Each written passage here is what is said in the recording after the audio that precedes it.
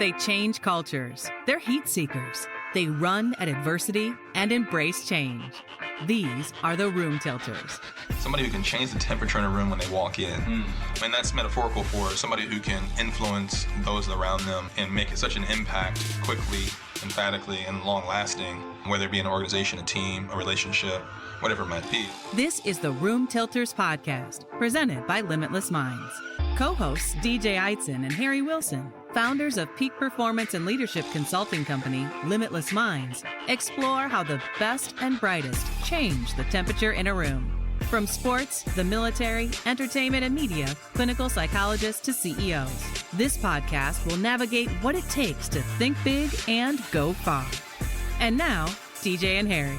All right, Trevor Moawad. Gentlemen, we have you finally on the Room Tilters podcast. What's up, Trev? how you doing, guys? Doing good. We're in sunny Amelia Island here with Meade Johnson here at their national sales meeting, and so we figured we'd post up and get some time with you. That's awesome. So listen, we have a lot of listeners that may know who you are and following Limitless Minds or your trajectory. They may know that you worked with Russ, my brother, and so. But I wanted to give them a little bit more, flavor on who you are and whatnot. For the listeners, I met Trevor back in the 2012 time frame. Era, yeah. You were working at IMG as the VP of Performance. Right, the Director of VP of Performance, IMG Academies in Bradenton, Florida, which is about an hour southwest of Tampa. And it's really just this huge campus where athletes kind of go to live, train, and get better. And you train actually holistically in everything. So, there's physical training, and there's life skills training, and there's media training, and there's improv training, and there's mental conditioning and all those things. So I was the director of performance there, and I ran our NFL draft program. So I ran that really starting in about 2001. So Russ was my 12th draft class, and he was in the draft class. He came basically for people that whether you know a lot about football or not, imagine like an SAT prep course, like a Kaplan course, where you get this sophisticated training. Every NFL prospect goes someplace to get that type of training. So Russell, with Kirk Cousins, with Ryan Tannehill, with Bobby Wagner, Luke Kuechly, amongst Mohamed Sanu, a number of guys was in that class. And Russ was, really just one of the guys. We were going to have 4 or 5 first-round picks. Russ was not expected to be one of those. But his agent was a good friend of mine, Mark Rogers, who we all know well, Limitless Minds fan. That was kind of the process. I met Russell. I got a text from Chris Winkie, the quarterback, to go up front to meet Russ. And we met him, and that was the beginning of a pretty cool relationship. Yeah, and so I remember in 2014, before the Denver Broncos Super Bowl, running into you at my brother's place that he was staying at, and kind of stealing my thunder a little bit relative to the pregame pep talk. But I noticed your interaction, and it was a lot about language and a lot about your self-talk and his own inner belief, which Russell's always had this high level of inner belief, and so. But I think that you've kind of been his. You're kind of his coach in that area, right? That allows him to make that put some science to what he was doing, anyways. Right, put some science, some process to it, structure. Yeah, to make it more conscious, right? That conscious competence around his inner belief. So that's where and of course, he won that Super Bowl. I think the power in that, all that work in that process, is in the next year. Yeah, when you lose the Super Bowl, throwing an interception on the 1 yard line, that's where you start to see all that work activated, in my opinion. So I think it's something really unique. I think the listeners are going to get a couple snippets from you today. Right.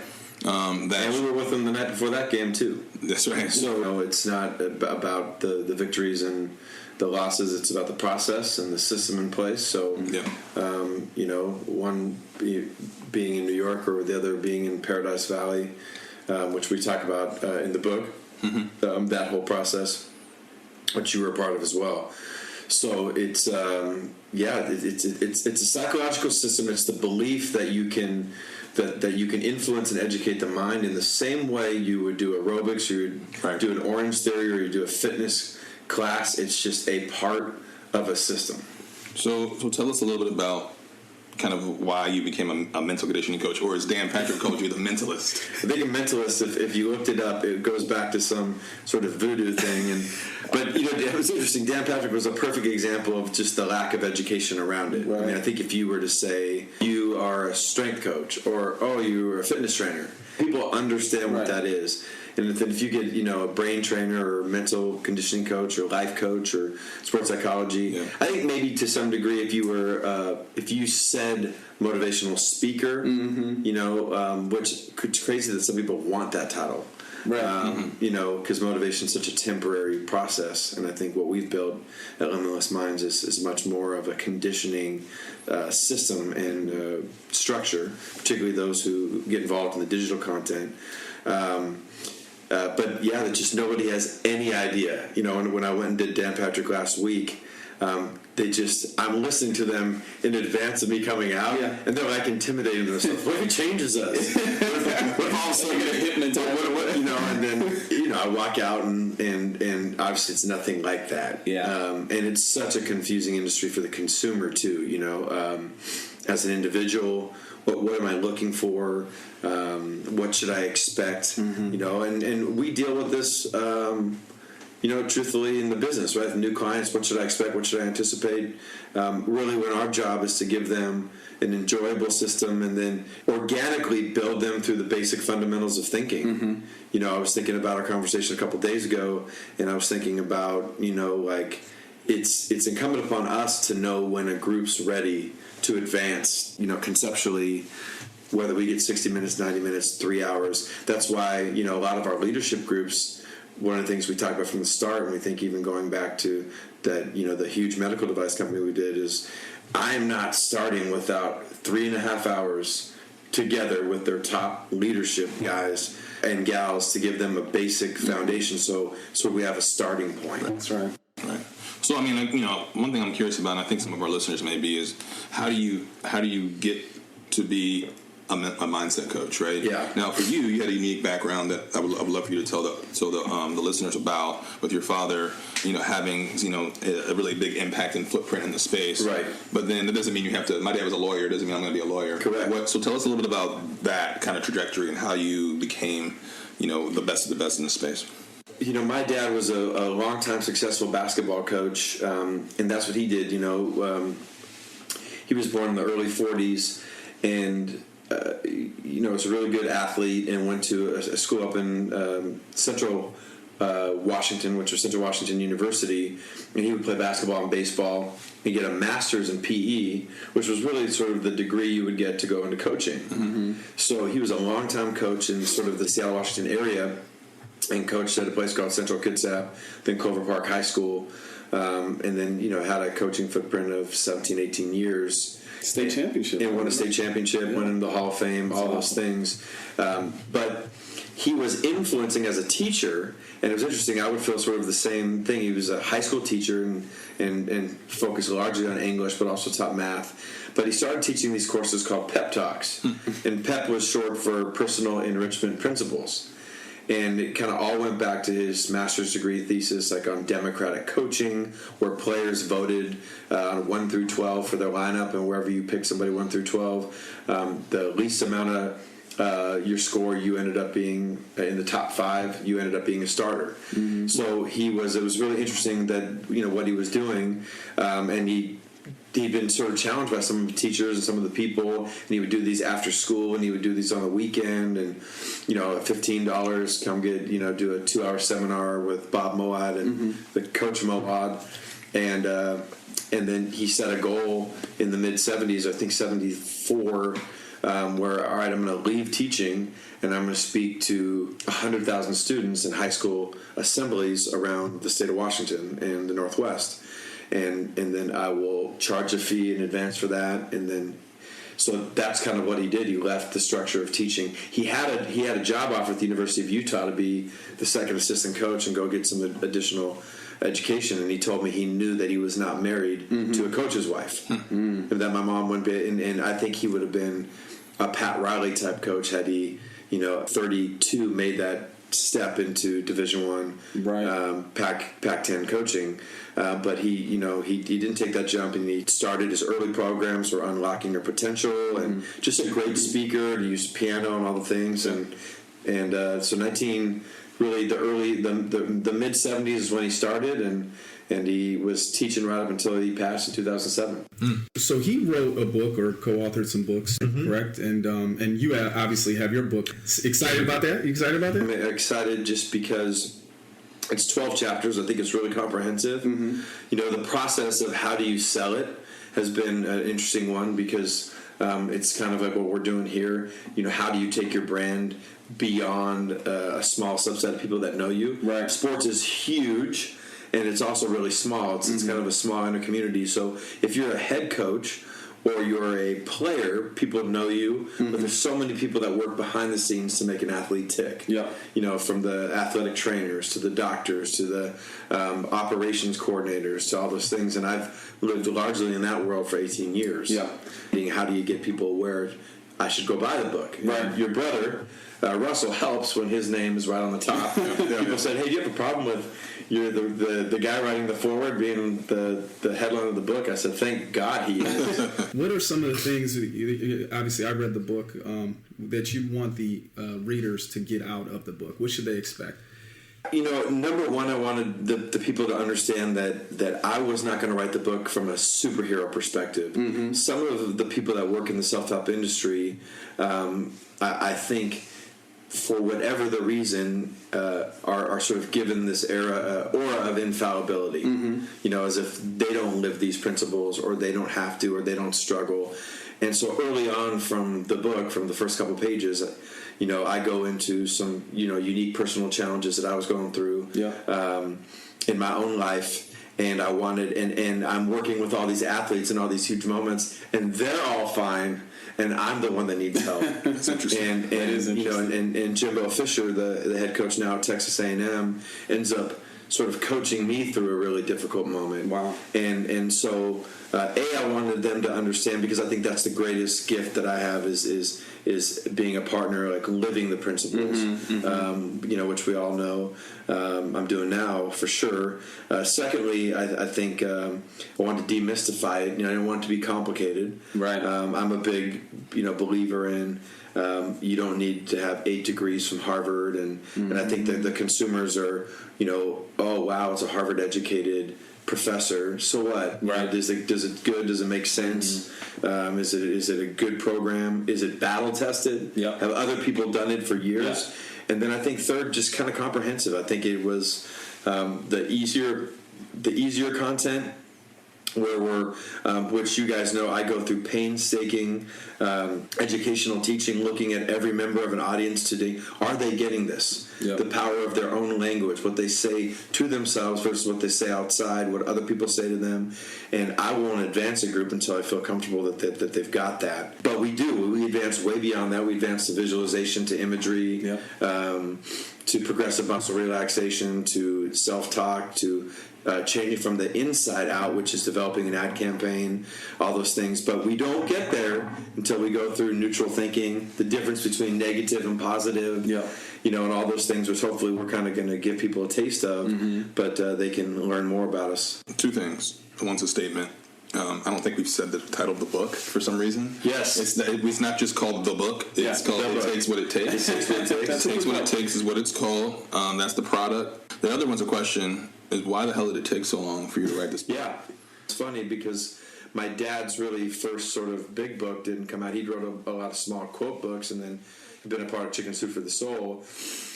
But until, months before he passed, in his late 60s. So a lot of it is because when you work with people like Russell, in the same way that for you guys as top-level guys in the pharmaceutical world, there are certain things like, hey, there's no cameras in this room, right? Yeah.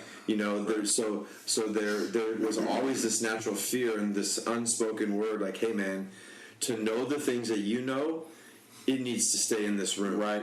So a lot of offers early on, hey, you want to do this TV show? I remember, NBC came, hey, we want to follow you with the Jacksonville Jaguars, kind of like the Trevor Moawad show and all these things. And I said, listen, that's a great idea. And number one, they're never going to let you do that.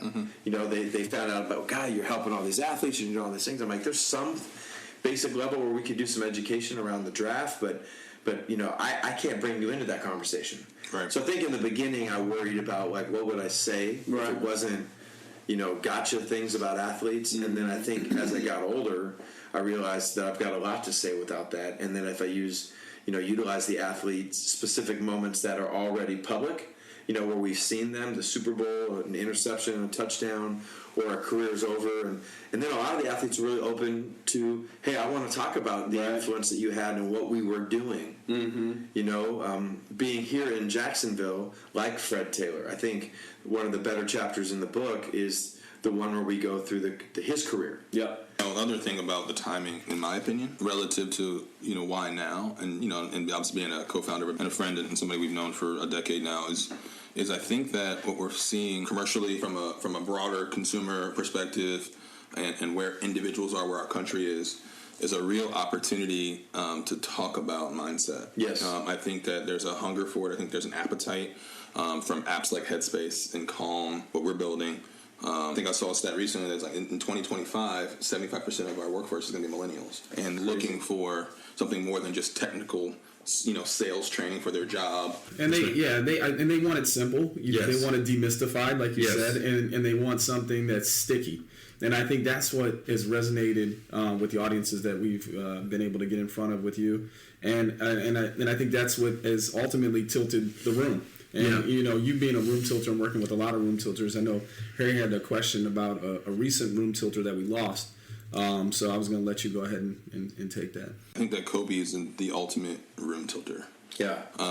He's, you know, somebody who has now, and you kind of see this after he's gone. You know, the response to, you know, everybody has their own Kobe story, and he's the type that when he walks into a room, it's not because he's, you know, 6'6", you know, 230 pounds that the room tilts.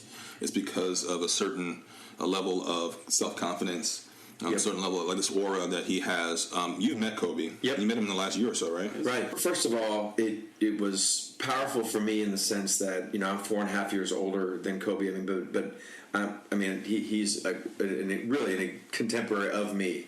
When I was coming out of high school, college, and you know, my early years where I still really loved basketball, he was. You know, I was a huge Seattle Supersonics fan. Before your brother came and turned the Seattle sideways on its head and made them SEC crazy football fans, it was a Sonic town. You know, so I was a huge NBA fan, and then also, you know, early on as a member of Adidas, Kobe would train at IMG Academy. So we had a lot of, you know, context in him, but the conversation started early on. This thing that was called Sports Club LA would end up becoming the Mamba Sports Academy. And Chad Faulkner, who was the founder of it, was a good friend of Russell, and they'd done some projects together. And then he came down when we were filming Quarterback to Quarterback, and Quarterback to Quarterback was the ESPN show really built around mindset and education. And I really think eventually we'll end up with something like that for our company.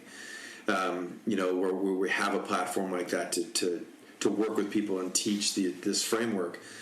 But you know, he said Limitless Minds, which at that point was kind of in its infancy, where I think now we're starting to build that momentum, and probably get to the point where, for the audience that's listening now, where we'll start to do some open events.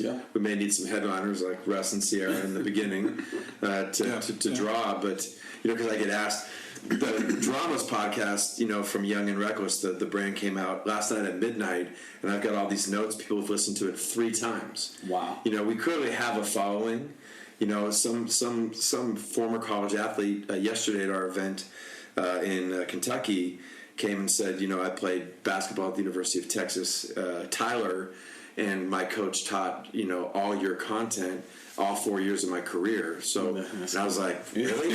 Right. You know, and you know, they'd been using YouTube things and all sorts of elements, but the idea was Limitless Minds and the Mamba Sports Academy there could be a synergy. So really, in all my years, I had been around Kobe before and met him in passing, and worked in the NBA multiple times. But I've never really been able to resonate in the NBA. And the NBA personality is a different one. They come from a very similar background, both the coaches and the players, to the NFL. Right. But it's a very different culture, and one that is a lot less blue collar, a lot more about style, and just a different, just a different league. So I went into this meeting, and I was just really excited because Kobe is a room tilter, and for your audience, that's just somebody where you walk in and like, whoa, I can feel that dude, and or dudette, right? Because I've been the most significant room tilter I've ever met in my life is Maria Shriver, who walked in the room, did a 180, and I was, like a Matrix, like Neo dodging bullets, and and it was just awesome. Basically I got an hour, and I walked in, there were like 11 people in the room, including 2 people that do exactly what we do. Right. So I knew that this was going to be the only meeting we had, because I knew that they probably, if they let us get a foot in the door, we would take their job because our content's just better, So I just wanted to soak it up. So really I had 42 minutes where I sort of gave them one of like our manuals that we have that's not consumer facing yet, but one that we're using at Georgia, and immediately kind of went to it, and he looked at 7 pages, and over the course of the first 42 minutes, I watched what pages he stopped on, noting why did he stop on that, and I noticed that he only stopped on 7 of 120 pages, but he was kind of looking through it, and then they gave me a platform to talk about neutral thinking, what Limitless Minds was. He gave me his opinions on Russell. Russell and him are acquaintances, but obviously have a mutual respect like the sports world has, and I think the business world has. And then for 18 minutes he spoke to end the meeting. Every minute I remembered. I got into my car and I just typed up a bunch of notes. And it reminded me of the first time Jason Garrett, the Cowboys coach and now with the Giants, met Tiger Woods. He said for 3 hours he spoke. And Jason's been a longtime friend. He spoke to Tiger at a U2 concert. Yeah. They just sat in the back. It was in Cowboy Stadium. And then Jason got home that night and typed up 10 pages of notes from meeting Tiger and sent them to this group of 15 of us. Wow. All the notes from spending time around Tiger. And it kind of felt like that, except for I only had, 18 minutes. But he was just incredibly impactful. He was insightful. He was intelligent. He was well-rounded. He was a big thinker. He had strong opinions based on his education. He wasn't going to give you opinions where he wasn't. He had a really interesting respect for the idea of neutral, how we'd come to it. He had been to the University of Alabama just a month earlier to speak during training camp. So he'd been with Coach Saban and talked to all of the players and spent time around Nick. So it was just I feel very grateful. Yeah. I feel for Chad because it was such a cool partnership, and I don't think I knew. A lot of people in the pro world partner in almost like a licensing agreement. This guy was there all the time, and I knew that he was really invested in his kids, as you are, DJ, and Harrison is. And I've sort of raised kind of a different group as an educator. I've raised other people's kids in all my years at IMG, but don't have kids myself. But the one thing that made me want to get involved with the Sports Academy was knowing that all 3 of his daughters were involved. Yeah. Wow. That they did have volleyball. Yeah. And they had, 4 of his daughters, but at that point, he had just had a new daughter. So I knew he would be involved, and I thought, man, if you could take the way Russ thinks and Kobe thinks, and you could simplify it, take it to the world, because the Mamba mentality is not like it takes what it takes.